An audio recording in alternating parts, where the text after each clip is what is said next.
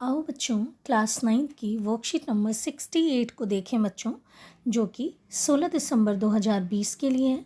बच्चों, हम हमारा चैप्टर पढ़ रहे हैं कार्य तथा ऊर्जा, और आज हम पढ़ेंगे कि स्थितिज ऊर्जा क्या होती है। बच्चों, हमने पिछली वर्कशीट में जाना है कि यांत्रिक ऊर्जा होती है किसके बराबर। यांत्रिक ऊर्जा होती है गतिज ऊर्जा तथा स्थितिज ऊर्जा का वो क्या होती है, योग होती है। तो हमने पीछे वाली वर्कशीट में हमने जाना है गतिज ऊर्जा के बारे में, और आज की वर्कशीट में हम स्थितिज ऊर्जा के बारे में विस्तार से जानेंगे बच्चों। तो आओ हम देखते हैं कि क्या दिया हुआ है। एक खिंचे हुए रबर या धनुष की खिंची हुई डोरी में किस प्रकार की ऊर्जा होती है। तो वो जो ऊर्जा होती है वो होती है स्थितिज ऊर्जा। तो देखो यहाँ दिया हुआ है, इनमें एक अलग प्रकार की ऊर्जा होती है जिसे स्थितिज ऊर्जा कहते हैं। किसी वस्तु में उसकी आकृति या स्थिति के कारण उपस्थित ऊर्जा को क्या कहते हैं, स्थितिज ऊर्जा कहते हैं। तो ये चीज़ आपको याद रखनी है कि किसी वस्तु की अगर आकृति बदल दी गई है या उसकी स्थिति अगर बदल दी गई है, जैसे कि अगर वो नीचे धरती पर था और उसको हमने किसी ऊंचाई पर रख दिया है, तो उसमें एक ऊर्जा संग्रहित हो गई है, और वो कैसी ऊर्जा है, उस ऊर्जा को हम कहते हैं स्थितिज ऊर्जा। अब जैसे यहाँ देखो, यहाँ धनुष है, इस तरीके से धनुष की डोरी को, जो हमने पहले धनुष की डोरी कैसे होगी, इस तरीके से होगी ऐसे, और जब इस मनुष्य ने, इस आदमी ने जब इसको खींच दिया है तो ये क्या हो गया, ये डोरी इसकी क्या हो गई, इस तरीके से तन गई है। अब जब, और इस पर हमने क्या किया है, हमने बाण चढ़ा दिया है, तीर चढ़ा दिया है। तो अब क्या होगा, जैसे ही ये तीर छूटेगा तो यहाँ की जो स्थितिज ऊर्जा है, इस धनुष में जो स्थितिज ऊर्जा उत्पन्न है स्थिति, वो स्थितिज ऊर्जा अब इस तीर को मिल जाएगी, और ये तीर क्या होगा, ये तीर छूट जाएगा, और इस तीर में वो जो स्थितिज ऊर्जा है वो गतिज ऊर्जा के रूप में इस तीर को मिल जाएगी। तो देखो यहाँ दिया हुआ है, धनुष की डोरी को जब हम खींचते हैं तो हमारे शरीर की जो पेशीय ऊर्जा होती है वो धनुष की डोरी में किस में बदल जाती है, स्थितिज ऊर्जा के रूप में स्थानांतरित हो जाती है। यानी कि जब हम इसको खींचते हैं धनुष को, जब हम धनुष को खींचते हैं तो धनुष की जो मनुष्य की पेशीय ऊर्जा है, पेशियों के द्वारा उसने उसको खींचा है, तो वो जो पेशीय ऊर्जा है वो कौन सी ऊर्जा में बदल गई है, स्थितिज ऊर्जा में बदल गई है। और तीर को छोड़ने पर यह ऊर्जा गतिज ऊर्जा के रूप में बदल जाती है। यानी कि जब तीर छूटता है, जब तीर को छोड़ा जाता है, तो धनुष में जो उपस्थित है स्थितिज ऊर्जा वो इस तीर में गतिज ऊर्जा के रूप में स्थानांतरित हो जाती है, और धनुष क्या होता है, फिर से सामान्य स्थिति में वापस आ जाता है। ये तो हो गया किसके कारण, ये उसकी आकृति में परिवर्तन के कारण हम स्थितिज ऊर्जा देख रहे हैं। अब हम देखते हैं कि कैसे किसी भी वस्तु की स्थिति के कारण अगर हमने उसको ऊंचाई पर रख दिया है तो कैसे उसकी स्थिति के कारण उसमें स्थितिज ऊर्जा होती है, आ जाती है, संग्रहित हो जाती है, उसको हम देखेंगे। तो यहाँ क्या दिया हुआ है कि किसी वस्तु को ऊंचाई पर ले जाने पर उसकी स्थितिज ऊर्जा बढ़ जाती है। क्यों बढ़ जाती है, क्योंकि ऊंचाई बढ़ाने के लिए गुरुत्वाकर्षण बल के विपरीत कार्य किया जाता है। अब देखो, अगर जैसे ये पृथ्वी है तो गुरुत्वाकर्षण बल कहाँ लग रहा है, अंदर की तरफ लग रहा है, पृथ्वी के अंदर लग रहा है। और अगर हम किसी वस्तु को पृथ्वी से ऊपर ऐसे ले जा रहे हैं, किसी ऊंचाई पर ले जा रहे हैं, तो हम गुरुत्वाकर्षण बल के विपरीत कार्य कर रहे हैं। अब इसीलिए इस तरीके की जो स्थितिज ऊर्जा होती है उसे हम कहते हैं गुरुत्वाकर्षण स्थितिज ऊर्जा। तो याद रखेंगे, अगर हम किसी वस्तु को धरती पर, अगर वो है वस्तु और उसको हम किसी ऊंचाई पर ले जा रहे हैं, तो उस समय जो स्थितिज ऊर्जा उस वस्तु के अंदर संग्रहित हुई है, इकट्ठा हुई है, उस स्थितिज ऊर्जा को हम कहते हैं गुरुत्वाकर्षण स्थितिज ऊर्जा। अब हम देखो, मानते हैं हम यहाँ पर कि माना कि कोई वस्तु है और उसका द्रव्यमान है, मान लो एम केजी मान लेते हैं, एम यूनिट मान लेते हैं अभी, और उसको जिस ऊंचाई तक ले जाया गया है वो ऊंचाई क्या है, उसको हमने एच से निरूपित कर दिया है।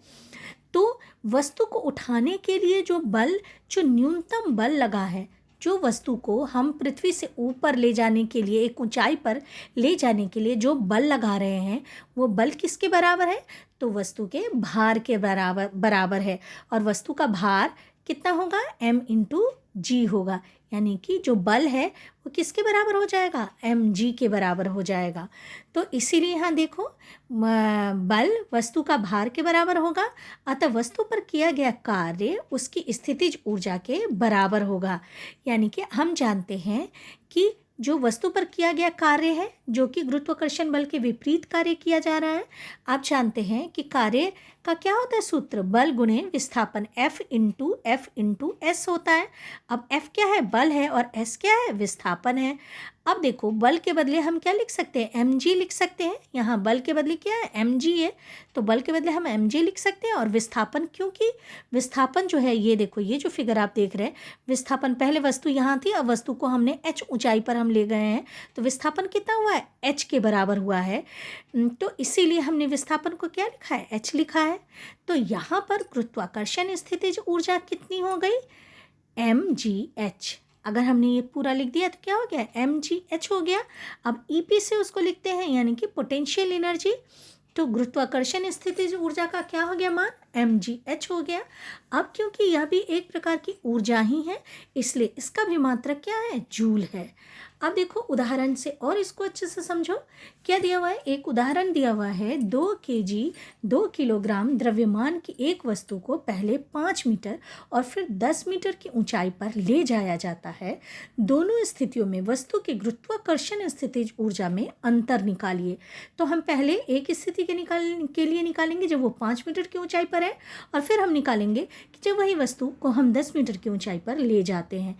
तो हम जानते हैं गुरुत्वाकर्षण स्थितिज ऊर्जा का क्या होता है सूत्र, EP इक्वल टू mgh। अब हमारे ऊंचाई कितनी दी हुई है, 5 मीटर है ना, और वस्तु का द्रव्यमान कितना दिया है, 2 kg।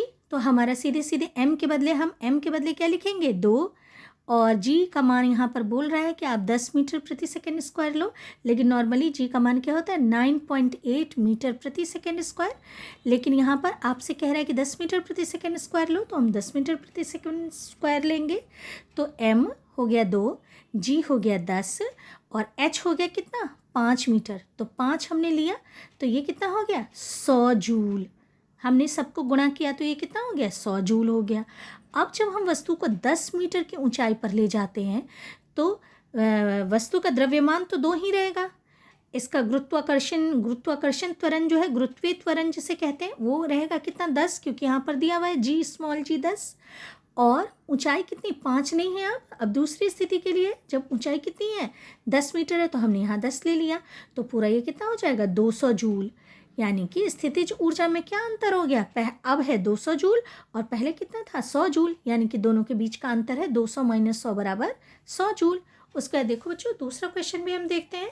तो दूसरा क्वेश्चन दिया हुआ है, 5 मीटर की ऊंचाई पर रखी 1 kg द्रव्यमान की एक वस्तु की स्थितिज ऊर्जा का परिकलन कीजिए, निकालिए। अब यहाँ पे गुरुत्वीय त्वरण आपके दिया हुआ है 10 मीटर प्रति सेकेंड स्क्वायर, ऊंचाई यानी कि h कितना दिया हुआ है, 5 मीटर दिया हुआ है, और वस्तु का द्रव्यमान यानी कि m कितना दिया हुआ है, 1 kg दिया हुआ है। ये देखो ये सारी चीज़ें दी हुई है। आप सीधे सीधे स्थितिज ऊर्जा का जो सूत्र होता है EP इक्वल टू mgh, उस पर आप लिखेंगे m के बदले कितना लिखेंगे, 1 kg, और g के बदले कितना लिखेंगे, 10 मीटर प्रति सेकेंड स्क्वायर, और h के बदले कितना लिखेंगे, 5 लिखेंगे, 5 मीटर।